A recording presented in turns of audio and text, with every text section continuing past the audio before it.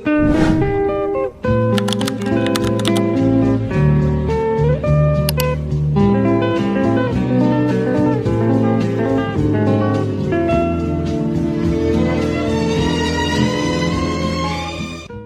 guys, perkenalkan aku Tristan Salmia dengan NIM 1001 128 242 9092 dari kelas IKMB tahun 2024. Pada kesempatan kali ini aku mau menjelaskan cara aku mengukur dan mengisi worksheet Rula dan Reba.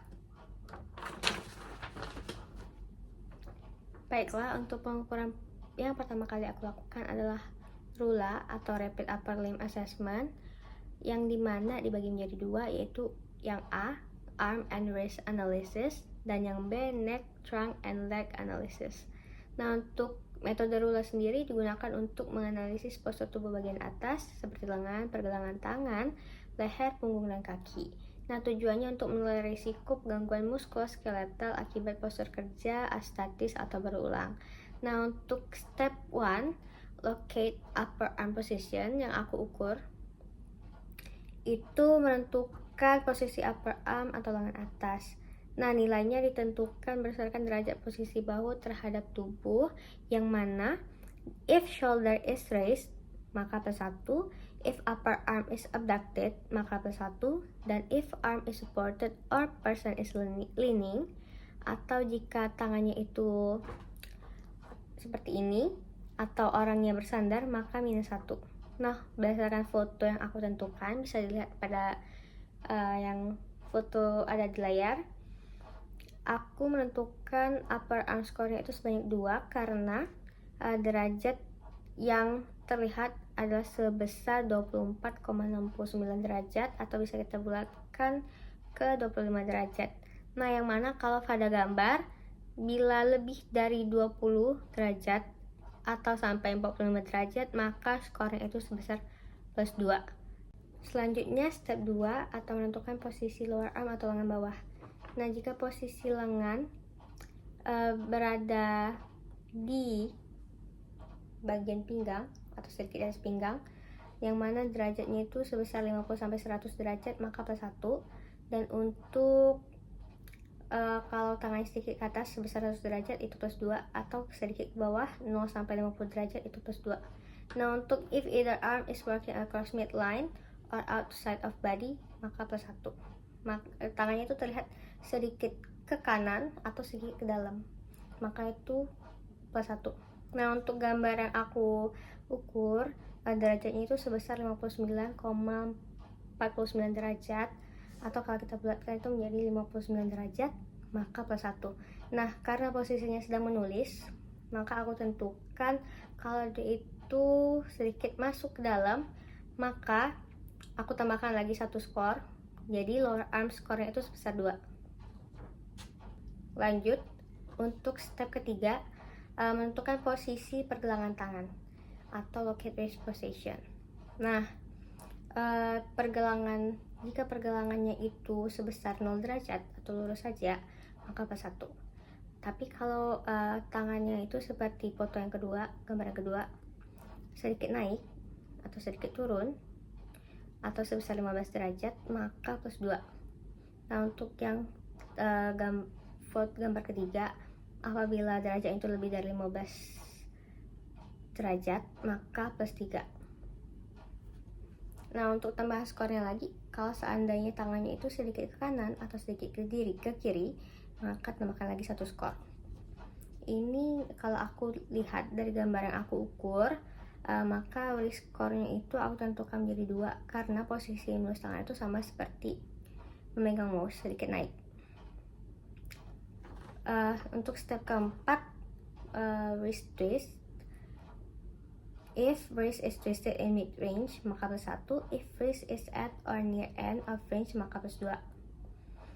Nah, di sini itu aku tentukan wrist twist skornya sebesar 1. Kemudian untuk step kelima, look up posture score and table A. Nah, kalau bisa dilihat dari table A itu ada beberapa step. Yang pertama itu ada upper arm, lower arm, wrist score, dan wrist twist. Nah, kita isi sesuai sama skor yang udah kita urutkan tadi, yang dimana dimulai dari upper arm score kita masukkan 2, kita buatkan yang di nomor 2. Kemudian untuk lower arm score-nya juga kita isi di kolom nomor 2. Nah, untuk yang wrist score kita isi juga di kolom nomor 2. Kemudian untuk wrist twist score kita isi jadi sesuai dengan nomornya itu 1.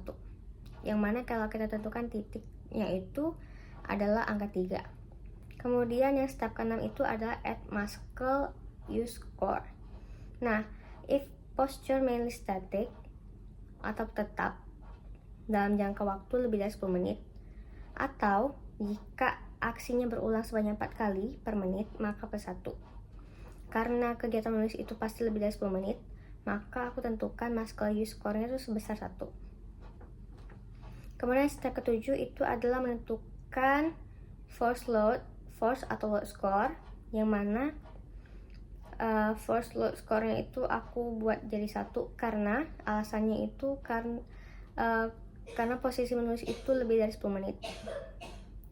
Jadi yang terakhir, step ke-8, find row in table C, yang mana itu kita tentukan juga berdasarkan neck, trunk, and leg analysis.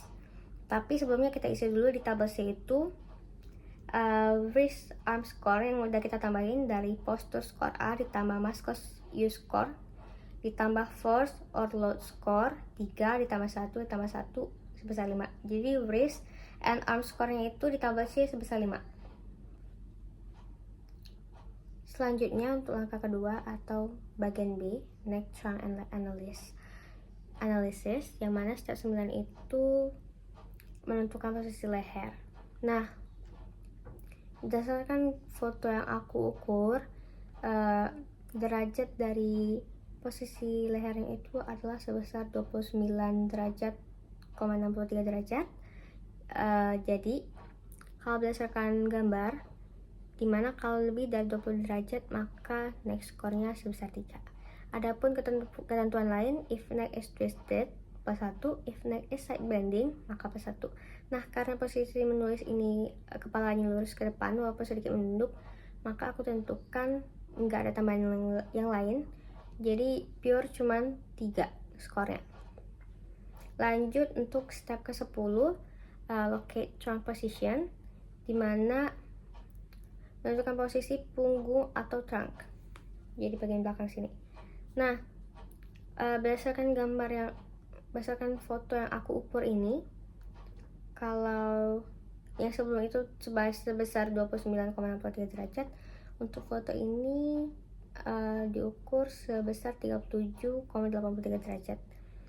Yang mana kalau sesuai dengan gambar yang di worksheet, kalau lebih dari 20 sampai 20 derajat atau sampai 60 derajat maka skornya itu sebesar 3. Adapun ketentuannya, if trunk is twisted plus 1, if trunk is side bending atau sedikit miring maka plus 1. Tapi karena posisi menulis itu lurus ke depan, maka aku tentukan posisi trunk skornya itu sebesar 3 aja. Kemudian yang step ke-11 atau legs, if legs and feet are supported plus 1, if not plus 2. Nah, karena di foto itu posisi kakinya supported atau dia itu tidak berjinjit lurus pada lantai, maka kau tentukan skornya itu sebesar 1. Lanjut, step 12, look up posture score in table B. Jadi kita masukkan neck score, terus trunk score, sama leg score-nya ke dalam tabel B, yang mana neck posture-nya itu sebesar 3, kemudian trunk score-nya itu sebesar 3 juga, kemudian leg score-nya itu 1.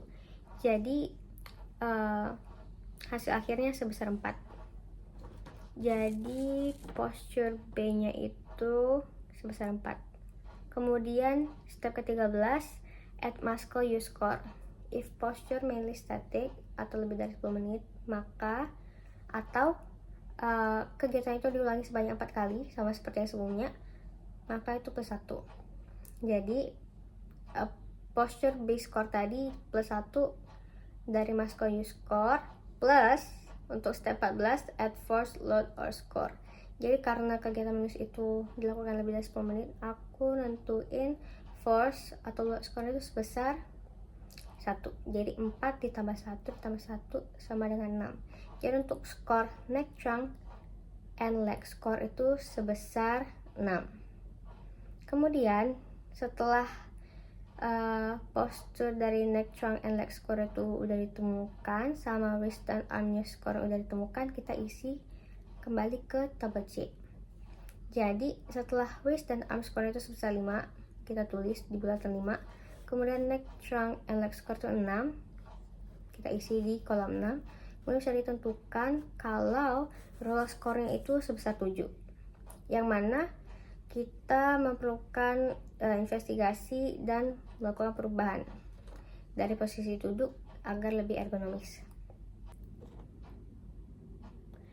Selanjutnya bagian kedua atau reba alias rapid entire body assessment, yang mana sebenarnya pengukuran ini nggak terlalu jauh beda sama rula.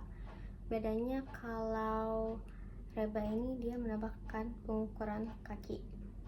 Jadi untuk foto dan ketentuannya itu karena udah aku jelasin di rula, maka aku cuma bakal jelasin pengisian skornya.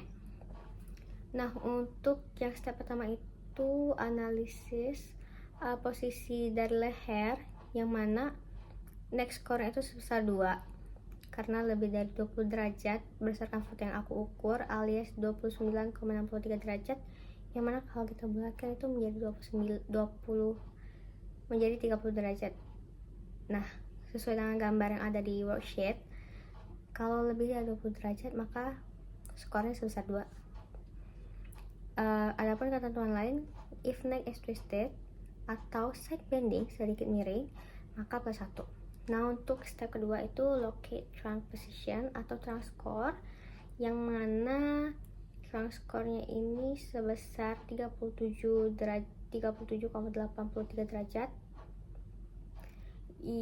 Yang bisa kita lihat kalau lebih dari 20 derajat maka trunk score itu sebesar 3. Adapun ketentuan yang sama, if trunk is twisted atau sedikit miring, maka bisa kita tambahkan 1. Untuk yang step ketiga atau legs, yang mana pengukuran itu dimulai dari pinggang, kemudian dengkul sampai ke bagian bawah kaki, dimana kalau lebih dari 30 derajat, yang mana di foto itu sebesar 82,52 derajat, maka plus 1. Nah, kemudian kalau lebih dari 60 derajat maka plus 2. Nah, kalau sesuai dengan foto yang aku ukur, penilaiannya itu sebesar 82,52 derajat, atau kita buatkan menjadi 82 derajat maka plus 2. Tapi karena posisi kakinya itu tidak lurus atau tidak dalam posisi yang sama, maka aku tambahkan lagi 2 skor.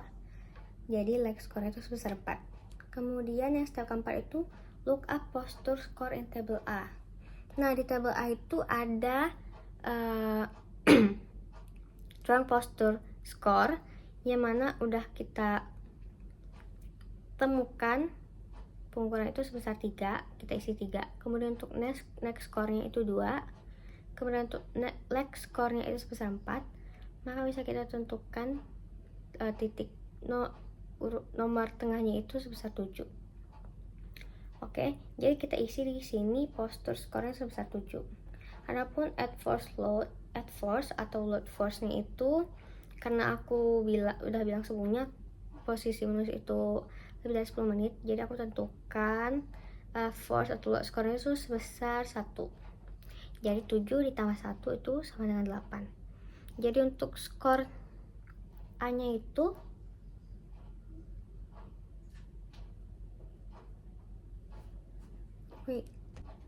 nah, selanjutnya step keempat itu look up posture score in table A. Nah, kita beralih ke tabel A, yang mana skornya ini menentukan yang mana skor tabel A ini ditentukan oleh perhitungan leher, posisi trunk, sama kaki. Jadi kita input skornya itu itu ke dalam tabel A, yang mana next score-nya itu sebesar 2, kemudian turn posture score-nya 3, dan legs-nya itu sebesar 4. Jadi bisa kita lihat nilai akhirnya itu adalah sebesar 7. Jadi untuk step 4, posture score A-nya adalah 7. Kemudian step kelima, add force atau load score. Jika sesuai ketentuan, karena aku menilainya kegiatan menulis itu lebih dari 10 menit dan sedikit lama, atau bisa lebih dari 10 menit, maka force atau load score itu sebesar 1. Kita tambahkan 7 ditambah 1, maka skor dari A itu 8. Lanjut untuk step 6 ya. Skor A itu bisa kita tentukan dari row di tabel C, yang mana bisa kita analisis dari skor A yaitu sebesar 8, kita masuk ke dalam tabel. Kemudian skor B yang bisa kita dapat kalau kita nilai dari bagian selanjutnya, yaitu arm dan trace analysis. Maka step selanjutnya yaitu step 7, menentukan locate upper and arm position, sama kayak yang rula, dimana upper arm score-nya itu aku bakal pakai foto yang sama. Kalau dia derajatnya 20-45 derajat, maka plus 2. Nah, karena di foto itu sebesar 24,69, maka upper arm score-nya sebesar 2. Adapun ketentuannya, kalau labangnya sedikit naik, maka plus 1. Jika upper arm is abducted, sedikit ke belakang, maka plus 1. Dan if arm is supported or person is leaning atau bersandar, maka minus 1. Kemudian selanjutnya itu step 8, locate lower arm position, yang mana derajat yang aku ukur dari foto itu sebesar 59,49 derajat. Jadi kalau dia lebih dari 0 sampai 60 derajat, maka dia lower arm score-nya sebesar 2, sesuai dengan foto. Kemudian untuk step 9, locate wrist position. Nah, aku isi plus 2 karena kayak rula tadi, karena menurut aku menulis tangan itu sedikit naik, enggak rata, jadi aku isi wrist score-nya sebesar 2. Itu buat step 9. Kemudian step 10, look up posture score in table B. Nah, ini kita udah mulai ngisi ke table B, yang mana pengukuran itu ditentukan dari upper arm score, lower arm score, sama wrist score. Kita input ke tabel B, yang mana upper arm score tuh sebesar 2, kemudian lower armnya itu sebesar 2 juga, dan wrist score itu sebesar 2, yang mana nilai akhirnya itu posture score B adalah 3 plus coupling score. Nah, coupling score ini alias step 11, kalau menurut kita ideal atau baik, maka 0. Tapi misalnya kalau lumayan kayak oke lah, bisa dianggap balance gitu, jadi plus 1.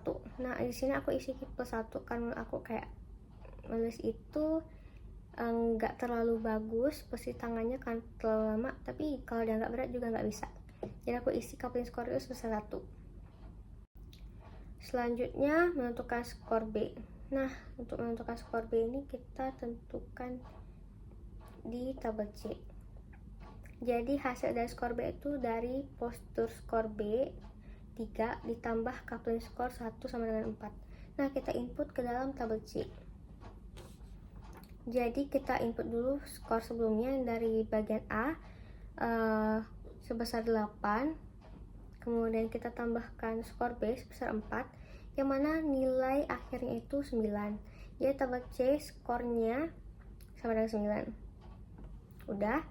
Terakhir step ke-13, activity score. Kalau pergerakan itu lebih dari 1 menit statis, maka plus 1. Kalau misalnya pergerakannya itu kecil tapi berulang lebih dari 4 kali 1 menit, maka ke 1. Adapun action causes rapid large range changes in posture unstable base. Nah, kalau kegiatannya itu enggak stabil, gerakan itu berubah-ubah atau posturnya itu enggak stabil, maka sama plus 1. Jadi untuk menentukan final rebel score itu dari tabel C, yang mana nilai itu sebesar 9 ditambah activity score tadi atau step ke-13 sama dengan 1. Jadi final rebel score itu sebesar 10, alias kalau dari scoring very high risk. Jadi kita harus mengimplementasikan perubahan terhadap posisi tubuh agar lebih ergonomis.